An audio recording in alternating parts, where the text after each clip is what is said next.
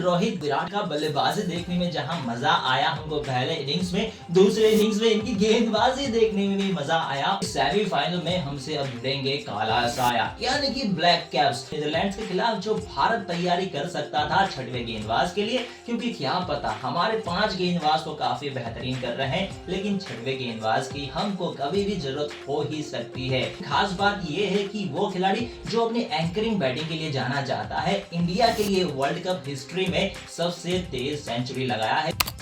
विपक्षी team Netherlands के खिलाफ कुछ अच्छा हुआ है तो वो ये कि होस्ट भारत के खिलाफ मैच हुआ था, अच्छे खासे क्राउड के सामने उनको सी ऑफ करने का मौका मिल गया। औपचारिकता अब हो गई है खत्म, लेकिन असल इम्तिहान अब यहाँ से शुरू होगा, क्योंकि सेमीफाइनल आ रहा है। भारत इस मैच में जितना भी ऑप्शन ट्राई कर सकता था छठवें गेंदबाज के लिए, उन्होंने सारा का सारा कर लिया। शायद नहीं भाई, श्रेयस अय्यर और केएल राहुल से भी गेंदबाजी करवा लेते तो 11 के 11 खिलाड़ियों से गेंदबाजी हो जाती यार। लेकिन समझ सकते हैं हम भी कि ये 2 खिलाड़ियों ने सेंचुरी जड़ दिया था, थोड़ा सा आराम तो इनका बनता है।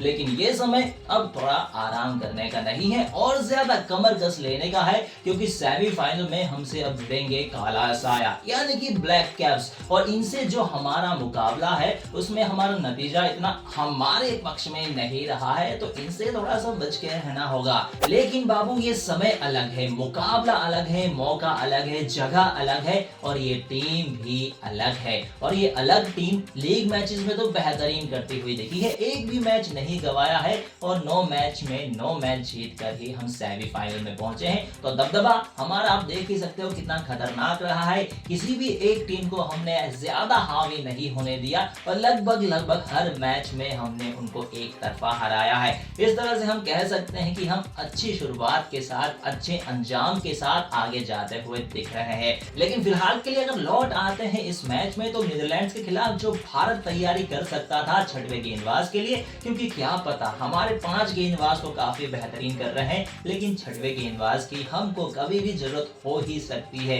तो यहाँ पे भारत ने पूरा ऑप्शन ट्राई किया, 9 गेंदबाजों से गेंदबाजी कराई, तो छठवां क्या आपको 7वां 8वां गेंदबाज भी शायद से मिल सकता है। लेकिन ये जरूर हम कह सकते हैं कि हाँ, उन गेंदबाजों से पूरा 10 ओवर करवाना मुश्किल होगा, लेकिन उतना जरूरत भी शायद से बिल्कुल नहीं पड़ेगी, क्योंकि हमारे जो 5 प्रमुख गेंदबाज हैं वो काफी बेहतरीन करते हुए दिख रहे हैं। और गेंदबाज ही क्यों, हमारे बल्लेबाज भी काफी बेहतरीन करते हुए दिख रहे हैं। और फिलहाल के लिए आप ये देख लीजिए, इसे कहते हैं टीम वर्क। किस तरह से टीम वर्क किया जा सकता है उसका बेहतरीन उदाहरण दिया है टीम इंडिया ने। खेले जितने भी बल्लेबाज खड़े हुए अर्धशतक या शतक के साथ। और कम ऑन, अब ये कौन कह रहा है कि सूर्य कुमार यादव ने अर्धशतक नहीं लगाया?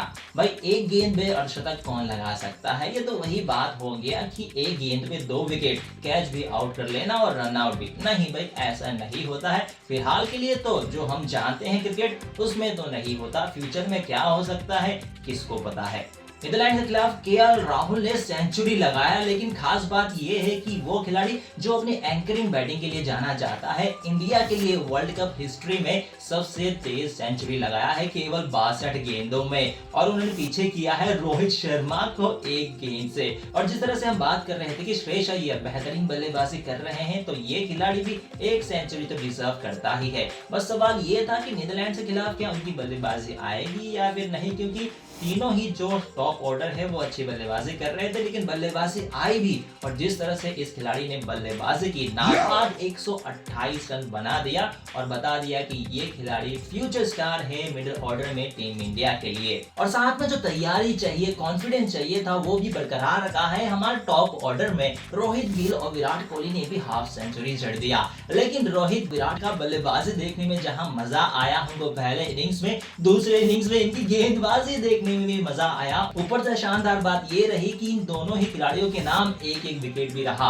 विराट कोहली ने जहां नीदरलैंड्स के कप्तान स्कॉट एडवर्ड्स को आउट किया, वहीं पे हमारे कप्तान रोहित शर्मा ने इनके हाफ सेंचुरियन तेजा नीदामानारू को आउट कर दिया और इनिंग्स इनकी कर दी खत्म। 250 में इनको कर दिया ऑल आउट और इसी के साथ भारत को मिल गया 160 रनों से जीत। और इतना ही नहीं दोस्तों, सूर्य कुमार यादव और शुभमन गिल भी गेंद पे हाथ फेरते हुए दिखे। इससे ये बात तो साफ है, छठवें गेंदबाज के विकल्प के तौर पर भारत की तैयारी तगड़ी चल रही है और तगड़ा होने वाला है सेमीफाइनल, जिसमें हम कुछ नया अलग करने वाले हैं। पर वही रहेगी जज्बात, तो जुड़े रहिएगा कानून गैंग्स के साथ। फिलहाल के लिए मैं गैंग्स अब आपसे लेता हूँ विदा।